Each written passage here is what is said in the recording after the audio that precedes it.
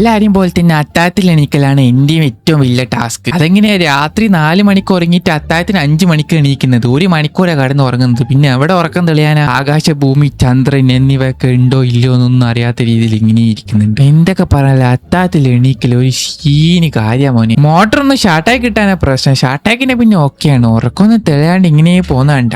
ഇന്നത്തെ ഒരു ദിവസത്തെ നോമ്പ് ഞാൻ നിങ്ങൾക്ക് എല്ലാവർക്കും കാണിച്ചു തരാം. ഞാൻ അത്താഴത്തിന് വേറെ ഒരു ഫുഡും തിന്നൂല, കഞ്ഞി മാത്രമേ കുടിക്കുള്ളൂ. കാരണം എന്താന്ന് വെച്ച് കഴിഞ്ഞാൽ എനിക്ക് ചമച്ച് തിന്നുന്ന ഫുഡ് ആ ഒരു സമയത്ത് അത്താഴത്തിന് തിന്നുന്നത് എനിക്ക് ഇഷ്ടമല്ല, എനിക്ക് ഛർദ്ദിക്കാൻ വരും. ഇതാകുമ്പോൾ നല്ല ചൂടുള്ള കഞ്ഞിയിൽ കുറച്ച് ഉപ്പ് ഇട്ട് ബിളു എന്ന് പറഞ്ഞങ്ങ് കുടിച്ചാൽ മതി. തൊണ്ടയിൽ കൂടെ പെട്ടെന്ന് അങ്ങ് ഇറങ്ങിപ്പോകും. മറ്റേ ചപ്പാത്തി പത്തിലൊക്കെ മറ്റേ കറിയൊക്കെ മുക്കി അത്താഴത്തിന് ഇങ്ങനെ ചമച്ച് തിന്നുന്ന ആലോചിച്ച് നോക്കി ഛർദ്ദിക്കാൻ പറ്റുന്നു. ഉറക്കാണെങ്കിൽ അതുകൊണ്ട് മൊത്തം ഇതിങ്ങനെ ചൂടിൽ ഉപ്പിട്ട് കോരി കുടിക്കാനുള്ള സുഖമില്ല. അത് അത്താഴത്തിന് വേറെ തന്നെ. അത് മാത്രമല്ല ഗൈസ്, ഈ കഞ്ഞി കുടിച്ചാൽ ഈ പൊടിയേരി കഞ്ഞി തന്നെ കുടിക്കണം. അതിന്റെ ഒപ്പം നേരത്തെ നോമ്പ് തുറന്നതിന് എന്തെല്ലോ പൊരിച്ച കടിയൊക്കെ എടുത്ത് ഞാൻ തിന്നുന്നുണ്ട്. ഈ കഞ്ഞി കുടിച്ചാൽ രാവിലെ പിന്നെ ഒരു 3 മണി വരെ വിശക്കൂല. കഞ്ഞിന്റെ ഒപ്പം കട്ടൻ ചായ. ചായ സാധാരണ കുടിക്കില്ല, ഇവിടെ എക്സ്ട്രാ ചായ കാച്ചുകൊണ്ട് എന്നെ കൊണ്ട് കുടിപ്പിച്ച് കട്ടൻ ചായ കഞ്ഞി കൂടി കുടിച്ചിട്ട് അതിന്റെ മോനെ വയറൊക്കെ ഫുള്ളായി. ഇതിന്റെ ഇടയ്ക്ക് ഞാൻ കുറെ ഗ്യാസ് സിലിണ്ടർ ഇല്ലാത്തത് കൊണ്ട് കുറച്ച് ഗ്യാസ് വിടുന്നുണ്ട്. ഇപ്പൊ ഒരു കാലിക്കുറ്റി കിട്ടുവാണെങ്കിൽ ഞാൻ അതിന്റെ അകത്ത് ഗ്യാസ് നിറച്ചിനി. അത്രക്കും ഗ്യാസ് ഇങ്ങനെ പൊക്കോണ്ടേ ഇരിക്കുന്നുണ്ട്. ബാക്കിൽ കൂടെ മുന്നിൽ കൂടെ ഏത് കൂടെയല്ലോ പോകുന്നുണ്ട്. നമ്മൾ വെള്ളം നല്ലപോലെ കുടിക്കണം. കാരണം നമ്മൾ ഈ നോമ്പിന്റെ സമയത്ത് ഏറ്റവും കൂടുതൽ മറന്നു പോകുന്ന കാര്യമാണ് ഈ വെള്ളം കുടിക്കൽ. നിങ്ങൾ കഴിയുന്നത് 1, 2, 3 ലിറ്ററെങ്കിലും വെള്ളം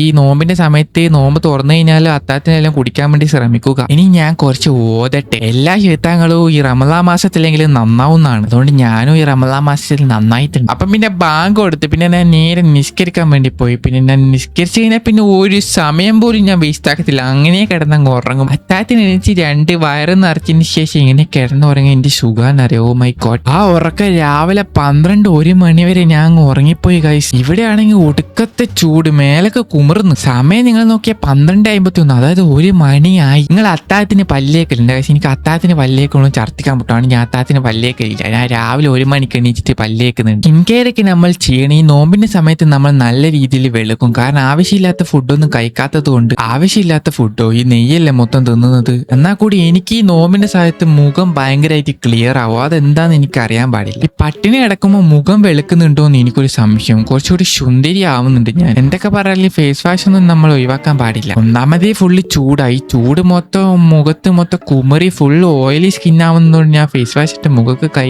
നല്ല സുന്ദരക്കുട്ടപ്പനായിട്ടുണ്ട്. ഇന്ന് ഗൈസ് നമുക്കൊരു നോമ്പ് തുറയുണ്ട് ഗൈസ്. അത് ഞാൻ പയ്യെ പറഞ്ഞു തരാം. എന്റെ മുടി കണ്ട് ഒരുമാതിരി ചകിരി പോലെ ആയിട്ടുണ്ട്. 4-5 ദിവസം ഞാൻ കുളിച്ചിട്ട്. അതുകൊണ്ട് മുടിയൊക്കെ കട്ട പിടിച്ച്. പോയിട്ട് ഒന്ന് കുളിച്ചിട്ട് വരാം. രമണി കുളിക്കുകയാണ് അതിരാവിലെ തനനീന താനീന തരരീന. ഒരുത്തവിടെ ഷഡിയിലാണ് കിടക്കുന്നതാണെന്നില്ല നിങ്ങൾ. അവനെ ചുക്കാമണി ഞാൻ എക്സ്പോസ് ചെയ്യുന്നില്ല. എനിക്ക് ഈ ഒരു ഷാമ്പു ഒരു കണ്ടീഷണർ ആവശ്യമില്ല തല കുളിക്കാൻ വേണ്ടി. അങ്ങനെ ഞാൻ തലയൊക്കെ കുളിച്ച് നല്ല ഷേപ്പ് ആയിട്ടുണ്ട്. മോനെ ചൂട്ടത്തെ തലയൊക്കെ കുളിച്ചിട്ട് വന്നിട്ട് എന്ത് സമാധാനാന്നറിയോ. നല്ല അപ്പുറത്തോടെ ഇപ്പുറത്തോടെ എല്ലാം കാറ്റ് പോകും. ഇത് അപ്പുറത്തെ പുരക്കത്തെ ഒരു കുഞ്ഞു കുയിപ്പാണ്. ഞാൻ പറഞ്ഞെന്ന് വെച്ചാൽ ഈ ചൂട്ടത്തെ തല കുളിച്ച് കഴിഞ്ഞിട്ടില്ല അപ്പുറത്തെ ഇല്ല ഇപ്പുറത്തെ കൂടെ എന്താ തണുപ്പ്, എന്താ സുഖം. ഫാൻ ഇട്ടിട്ട് ഇങ്ങനെ ഇരിക്കരുത് എന്നാണ്, ജലദോഷം പിടിക്കുന്നതാണ്. പക്ഷെങ്കിൽ എന്ത് ചെയ്യാനാ, ചൂടെടുത്തിട്ട് നിൽക്കാൻ പറ്റുന്നില്ല. അതുകൊണ്ട് ഫാൻ ഇട്ടിട്ട് അങ്ങനെ നമ്മൾ ഒരു നിസ്കാരം നിസ്കരിക്കുകയാണ് ഗൈസ്. പിന്നെ കുറച്ച് പണിയിലേക്ക് പോവാണ്. എനിക്ക് കുറച്ച് ഗെയിംസ് റെക്കോർഡ് ചെയ്യാനുണ്ടായി. ഞാൻ പിന്നെ ഗെയിം റെക്കോർഡ് ചെയ്യാൻ വേണ്ടിയിട്ടിരുന്നു. ഗെയിം റെക്കോർഡ് ചെയ്യണം, അത് കഴിഞ്ഞിട്ട് എഡിറ്റ് ചെയ്യണം ഗൈസ്. എഡിറ്റ് ചെയ്ത് അപ്ലോഡ് ചെയ്യുന്നപ്പോഴത്തേക്ക് ഇത് 5:30 ആയിട്ടുണ്ട്. Oh my god. അപ്പൊ ഇന്ന് നമ്മളെ നോമ്പ് തുറ എന്റെ വീട്ടിലല്ലേ ഗൈസ്. ഇന്ന് ഫാമിലിയിൽ ഒരു നോമ്പ് തുറയുണ്ട്. എന്റെ കുടുംബക്കാരെല്ലാരും കൂടി ഒരുമിച്ചിട്ടുള്ള ഒരു നോമ്പ് തുറയാണ്. അപ്പൊ അവിടത്തേക്ക് പോകണം. ഏകദേശം 5:30 6:30 ബാങ്ക് കൊടുക്കുന്നത്. അപ്പൊ അതിന് മുമ്പേ ഒരുങ്ങിയിട്ട് അവിടത്തേക്ക് പോകണം. അവിടെ ഇന്ന് ഒരുപാട് കടികൾ ഉണ്ടാവും. നമുക്കിന്ന് തിന്ന് വയറുന്നറിച്ച് ചാവണം. കുറെ ദിവസമായി പുരക്കുന്നത് തന്നെ നോമ്പ് തുറക്കുന്നത്. അപ്പൊ പിന്നെ ഒന്ന് പുറത്ത് പോയിട്ട്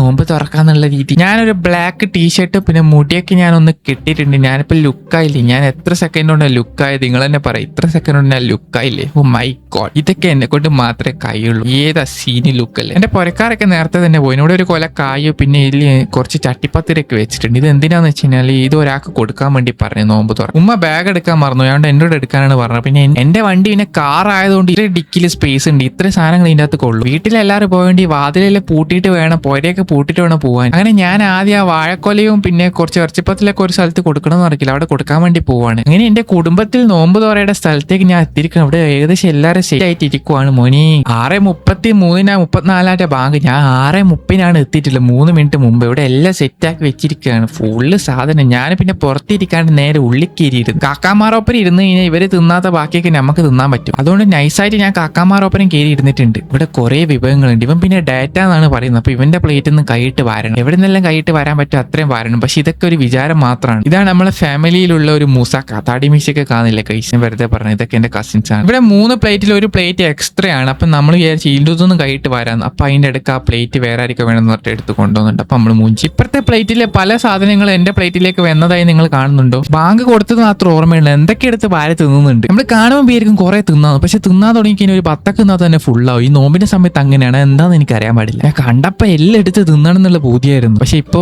പെട്ടെന്ന് തന്നെ വയറുന്നു. പക്ഷെ എന്നാൽ ഞാൻ എന്തൊക്കെയെല്ലാം എടുത്ത് ബുദ്ധിമുന്നുണ്ട്. തൊണ്ട കൊടുക്കുമെന്ന് അടച്ചോനറിയാം. ഈ ഒരു സാധനം കൊള്ളായിരുന്നു. എന്തൊരു ചീസൊക്കെ വെച്ചിട്ടുള്ള എന്തോ ഒരു സാധനം. അങ്ങനെ ഉള്ള മൊത്തം ജ്യൂസും അതും ഇതും എല്ലാം അടിച്ച് വയറൊക്കെ ഫുള്ള് ടംബറായിട്ട് ഇരിക്കുകയാണ് മൊത്തം. അങ്ങനെ നിസ്കാരം കഴിഞ്ഞിട്ട് നോക്കും കുറച്ച് ബത്തക്ക ജ്യൂസ് ബാക്കിയുണ്ട്. അതും എടുത്ത് കുടിച്ചു. എന്റെ ഫാമിലിയിലുള്ള ആരൊക്കെയല്ലോ മക്കളാണ്. ആരെല്ലാന്ന് പോലും എനിക്ക് അറിയാൻ പാടില്ല. എല്ലാവരും പിടിച്ച് ഞാൻ വയറിലാക്കുന്നുണ്ട്. ഇനി ഇതിന് നിങ്ങൾക്ക് അറിയാലോ എന്റെ പുരക്കുള്ള സാധനമാണ്. താടിക്കാരൻ മൂസാക്ക വാക്ടോമെന്റ് നോക്കിയിട്ട് പോകുന്നുണ്ട്. എല്ലാവരും പിടിച്ച് അങ്ങ് വയറിലാക്കും. ഇവനെ പിന്നെ നിങ്ങൾക്ക് അറിയാൻ തോന്നുന്നു. എന്റെ ജിം പാർട്ട്ണറിന് നിങ്ങൾക്ക് എല്ലാവർക്കും അറിയാൻ തോന്നുന്നു. എല്ലാവരും അങ്ങോട്ട് വയറിലാവട്ടെ. ഇതൊക്കെ എന്റെ വീട്ടിന്റെ അടുത്ത് തന്നെയുള്ള കസിൻസ് ഒക്കെയാണ് ഗൈസ്. എന്റെ വീട്ടിൽ ഒരാൾ ഇപ്പൊ അടുത്ത് കാറ് പഠിച്ചിട്ടുണ്ടായിരുന്നു. അയാൾ കൊണ്ടുപോയി വെച്ചതാണ് ഈ കാറ് നടുറോട്ടുമിൽ. ഇപ്പൊ അടുത്ത് പഠിച്ചിട്ടേ ഉള്ളൂ. അതുകൊണ്ട് തന്നെ കാറ് വെക്കാൻ എവിടെയാന്ന് അറിയാത്തതുകൊണ്ടാണ് നടുറോട്ടും കൊണ്ടുവച്ചിട്ടുള്ളത്. ഞാൻ പിന്നെ ഒരു സ്ഥലത്ത് കുറെ സമയം ഇരിക്കൂല നിങ്ങൾക്ക് അറിയാലോ. നോമ്പോരെല്ലാം കഴിഞ്ഞുകൊണ്ട് ഞാൻ അവിടെ നിന്ന് സ്കൂട്ടായി. ഇനി നമുക്ക് പള്ളിയിലേക്ക് പോകണം. അതിന്റെ മുമ്പ് ഞാൻ നേരെ പുരയ്ക്ക് സ്കൂട്ടായി. എവിടെ പോയിക്ക് ഞാൻ എനിക്ക് തിരിച്ച് പെട്ടെന്ന് പുരക്കെത്തിക്കില്ല. സമാധാനം ഉണ്ടാവില്ല നിങ്ങൾക്ക് അറിയാലോ. പുരയ്ക്ക് ഞാൻ നൈസായിട്ട് ഇങ്ങനെ വരും. ഇങ്ങനെ വന്നിട്ട് ഇവിടുത്തെ ഈ ഫാൻ അങ്ങോട്ട് ഇടും. ഈ ഫാൻ അങ്ങിട്ടിട്ട് അറിയാത്ത പോലെ വയറൊക്കെ ഫുള്ളായതാണല്ലോ. ഇങ്ങനെ സോഫയമേൽ ഒരു കിടത്തേണ്ട. ഓ മൈ ഗോഡ്, എന്ത് സുഖാന്ന് അറിയാവോ. ഇനി നമുക്ക് നാസ്ത കഴിക്കാൻ വേണ്ടിട്ട് അവിടത്തേക്ക് തന്നെ തിരിച്ചു പോകണം ഗൈസ്. നോമ്പ് തുറ മാത്രമല്ല, രാത്രിത്തെ നാസ്ത അവിടെ നിന്നാണ്. അപ്പോൾ കുറച്ചാൽ ഇവിടെ കിടന്നത് നേരെ പള്ളിയിൽ പോയിട്ട് തറാവി നിസ്കരിച്ചതിന് ശേഷം നേരെ നമ്മൾ നാസ്ത കഴിക്കാൻ വേണ്ടി അവിടത്തേക്ക് തിരിച്ചു പോവേണ്ടതായിട്ടുണ്ട്. എന്തൊക്കെ എവിടെയൊക്കെ പോയി എന്ന് പറഞ്ഞാൽ തിരിച്ച് പുരക്കേക്ക് വന്നിരിക്കുമ്പോൾ ഒരു സുഖം അത് വേറെ തന്നെയാണ് ഗൈസ്. എന്ത് സമാധാനം അറിയാം. എനിക്ക് എവിടെയും ഇങ്ങനെ കുറെ സമയം അതിന്റെ ഇടയ്ക്ക് തുറാമുട്ടി അപ്പോഴാമുട്ടി ഒരു ഒറ്റ ഓട്ടോ കക്കൂസിലേക്ക്. അങ്ങനെ നേരെ ഞാൻ തറാവി നിസ്കരിക്കാൻ വേണ്ടി നമ്മൾ ഇവിടെയുള്ള ഒരു കുഞ്ഞിപ്പള്ളിയിൽ വന്നിരിക്കുകയാണ്. എല്ലാവരും കൈകെട്ടി തീരാനാകുമ്പോഴാണ് നമ്മൾ എണീച്ചിട്ട് പോയിട്ട് കൈകെട്ടാൻ പോകുന്നത്. പണ്ടേ ഉടായ്പാണ്, എന്ത് ചെയ്യാനാ. അതിന്റെ ഇടയ്ക്ക് ഒരുത്തന്റെ ഫാനാന്നൊക്കെ അപ്പൊ അവനെടുത്ത് ഞാൻ വൈറലാക്കിയിട്ടുണ്ട്. എല്ലാവരും അങ്ങോട്ട് വൈറലാവട്ടെ. അങ്ങനെ ഏകദേശം നിസ്കാരം കഴിഞ്ഞ് എല്ലാവരും മടങ്ങിയിട്ടുണ്ട്. നേരെ അവിടത്തേക്ക് തിരിച്ചു പോകണം. ഞാൻ വണ്ടി എടുത്ത് നേരെ ആദ്യം പുരക്കേക്ക് പോയി. കുറച്ച് സമയം കഴിഞ്ഞിട്ട് അവിടത്തേക്ക് പോകാന്ന് വിചാരിച്ചു. കാരണം ഇവിടുത്തെ പള്ളി കുറച്ച് നേരത്തെ കൈയാണെങ്കിൽ അവിടുത്തെ പള്ളി പെട്ടെന്നൊന്നും കയ്യില്ല. അപ്പൊ കുറെ ആൾക്കാർ വരാനുണ്ട്. എല്ലാവരും വന്നാലേ ഫുഡ് ഇടുള്ളൂ. അപ്പൊ ഞാൻ വീണ്ടും തിരിച്ച് പുരക്കേക്ക് എത്തി. ഇതേപോലെ ഫാൻ ഇടും. എന്ത് സുഖാന്ന് അറിയോ. ഇങ്ങനെ ഫാൻ ഇട്ടിട്ട് അറിയാത്ത പോലെ ഇങ്ങനെ പോയിട്ട് ആ സോഫന്റെ മുകളിൽ ഇങ്ങനെ ഒരു കിടത്തം കിടക്കും.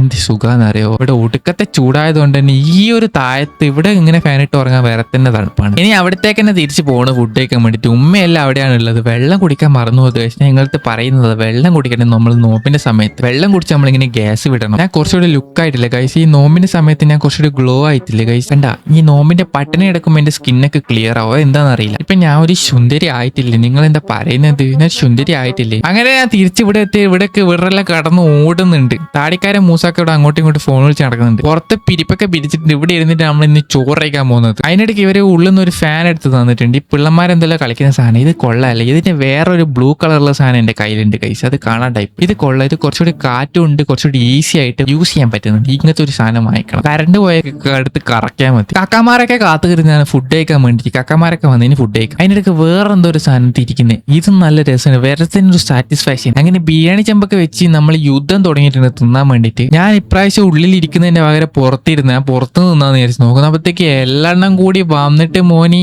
കായ്ക്കിട്ട് വാരിയിട്ട് ഫുള്ള് സാധനം തീർന്ന് ആകെ ഒറ്റ പ്രാവശ്യം തിന്നാൻ പറ്റി. നല്ല ടേസ്റ്റ് ഉള്ള ബിരിയാണി കുറച്ച് തിന്നാൻ പറ്റിയുള്ളൂ. പിന്നെ ഞാൻ എവിടെ പോയി കഴിഞ്ഞാൽ ഇവന്മാർ എവിടെയെങ്കിലൊക്കെ കരഞ്ഞുകൊണ്ടുണ്ടാവും. പിന്നെ നമ്മള് കസിൻസ് എല്ലാരും കൂടി വട്ടത്തിലിരുന്ന് കുറെ തള്ളാൻ തുടങ്ങി. തള്ളലിനൊക്കെ പറഞ്ഞ ഒട്ടുക്കത്തെ തള്ളൽ എന്തൊക്കെയൊക്കെയല്ലോ തള്ളുന്നുണ്ട്. കുറെ തള്ളെല്ലാം കേട്ടിരിച്ച് കുറെ കാലത്തിന് ശേഷം ഇങ്ങനെ തള്ളൊക്കെ കേൾക്കുന്നത്. അങ്ങനെ ഞാൻ പിന്നെയും പുരക്കൊക്കെ വന്നു. ഉമ്മയൊക്കെ കാറിൽ വരുന്നുണ്ട്. പക്ഷെ ഞാൻ പെട്ടെന്ന് തന്നെ ബൈക്കിലിങ്ങ് തിരിച്ചെത്തി. എന്നിട്ട് ഞാൻ തന്നെ പിന്നെയും വീണ്ടും എന്റെ വീടൊക്കെ തുറന്നു ഉള്ളിലേക്ക് കയറുന്നു. എന്നിട്ട് നമ്മൾ പിന്നെ ഇതുപോലെ ഇങ്ങനെ പോയിട്ട് ഫാനും കെട്ടി ലൈറ്റ് ഒക്കെ ഇട്ടിട്ട് ഫാൻ ഇട്ടിട്ട് ഇങ്ങനെ അറിയാത്ത പോലെ ഇങ്ങനെ പോയിട്ട് ആ സോഫിന്റെ മുകളില് ഇങ്ങനെ ഒരു കിടത്തങ്ങോട്ട് കിടക്കും. ആ വയറൊക്കെ ഫുള്ളായിട്ട് ഇങ്ങനെ കിടക്കും. ഇപ്പൊ തന്നെ എനിക്ക് കണ്ടിട്ട് കൊതിയാവുന്നു കിടക്കാൻ വേണ്ടിട്ട്. ഞാൻ പോയിട്ട് ഒന്ന് കിടന്നിട്ട് വരുന്നു. എനിക്ക് സുഖമാ. അതിനിടയ്ക്ക് അമ്മമാർ രണ്ടും വന്നിട്ട് എന്റെ മണ്ടയ്ക്ക് ചുരുണ്ട് കൂടിയിട്ട് ഇരുന്നിട്ടുണ്ട്. ഞാൻ എവിടെയെങ്കിലും കിടന്ന് എന്റെ മണ്ടയ്ക്ക് ഇങ്ങനെ ചുരുണ്ട് ഊരിയിരിക്കും. എല്ലാവരും വയറൊക്കെ നിറഞ്ഞ് നല്ല സന്തോഷത്തിലാണ് ഉള്ളത്. മുഖം കൊണ്ട് കണ്ണോണ്ടല്ല എന്തെല്ലോ കാണിക്കുന്നുണ്ട്. എന്തെല്ലാം കാണിക്കുന്നതൊന്നും അറിയില്ല. തിന്നിട്ട് മതിയാത്തത് കൊണ്ടൊന്നല്ല. എന്നാലും ഉമ്മ കുറെ അവിടുന്ന് എന്തെല്ലോ സാധനം ഇപ്പുറത്തേക്ക് കടത്തിയിട്ടുണ്ടായിരുന്നു. അപ്പൊ അതിന്റെ അകത്തുനിന്ന് പിന്നെ എന്തൊക്കെയല്ലോ കൈകിട്ട് വാരി. ആക്ച്വലി അത് അത്താഴത്തിന് നിന്നാൻ വേണ്ടിയിട്ട് എടുത്തു വെച്ചതായിരുന്നു. പിന്നെ കൈസ് ഇവിടെ പവർ കട്ടായി. ഈ ലോട്ടാവാത്ത നാട്ടിൽ ഏറ്റവും വലിയ പ്രശ്നമാണ് കൈസ് ഈ പവർ കട്ട്. ഞാൻ താഴത്ത് വെള്ളം കുടിക്കാൻ വേണ്ടിയിട്ട് പോവാണ്. പക്ഷെ വെള്ളം കുടിക്കാൻ പോയ സമയത്ത് ഗൈസ് ഞാനൊരു ഒച്ച കേട്ട് ഗൈസ്. ഒച്ച കേട്ടെന്ന് വെച്ച് കഴിഞ്ഞാൽ ഒച്ച ഈ വീടൊക്കത്തില്ല. പക്ഷെ ഒച്ച കേട്ടപാടെ ഞാൻ അവിടുന്ന് എണീറ്റ് ഓടി. ഈ റമദാൻ മാസത്തിലാണ് ഈ പ്രേതങ്ങളും ജിന്നുകളെല്ലാം പുറത്തിറങ്ങുന്നത്. അതുകൊണ്ട് പിന്നെ താഴത്തെ ഒറ്റക്ക് നിന്നില്ല, അങ്ങനെ കിടന്ന് ഓടി. പിന്നെ കറണ്ട് വരുന്നവരെ കാത്തു നിന്നിട്ടൊന്നും കറണ്ട് വരാത്തോണ്ട് ഞാൻ പിന്നെ കിടന്ന് ഉറങ്ങി ഗൈസ്. പിന്നെ വേറെ പ്രത്യേകിച്ച് കൂടുതലൊന്നുമില്ല, കിടന്ന് ഉറങ്ങി. അത്രയും ഓക്കെ.